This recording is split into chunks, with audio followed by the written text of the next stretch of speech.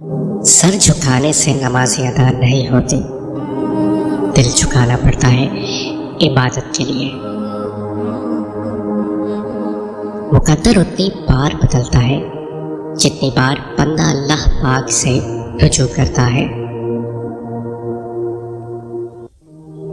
اگر نماز فجر کے لیے بیدار ہونا تمہاری پہلی پلاننگ نہیں تو باقی دن کی پلاننگ کا کوئی معنی نہیں، کیونکہ تمہارے دن کی شروعات ہی ناکامی سے ہوئی۔ کبھی کبھی اللہ ہمارے ارادے اور یقین کو توڑ کر ہم کو سمجھاتا ہے کہ ہوگا وہی جو میں چاہتا ہوں۔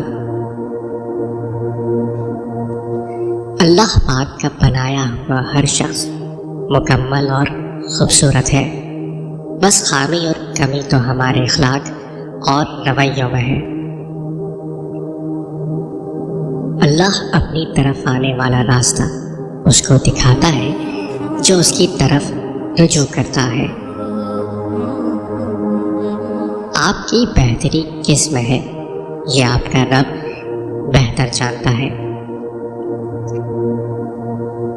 نبی کریم صلی اللہ علیہ وسلم نے ارشاد فرمایا، جب تمہارے غم بڑھ جائیں اور تم ان غموں کو ختم کرنا چاہو تو مجھ پر درود بھیجو، یہ تمہارے غموں کو ختم کرنے کے ساتھ ساتھ تمہارے گناہوں کو بھی مٹا دے گا۔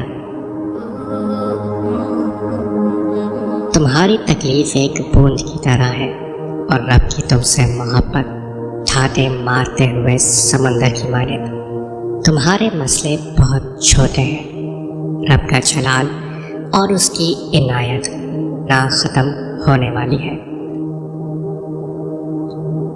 اللہ پر یقین کرنا ان چیزوں کے ہونے کا بھی جو بظاہر ناممکن نظر آ رہی ہو۔ ہمارے مانگنے میں کمی ہو سکتی ہے، اللہ کے دینے میں نہیں۔ بہترین فیصلہ چاہتے ہو تو سب کچھ اللہ پاک پہ چھوڑ دو۔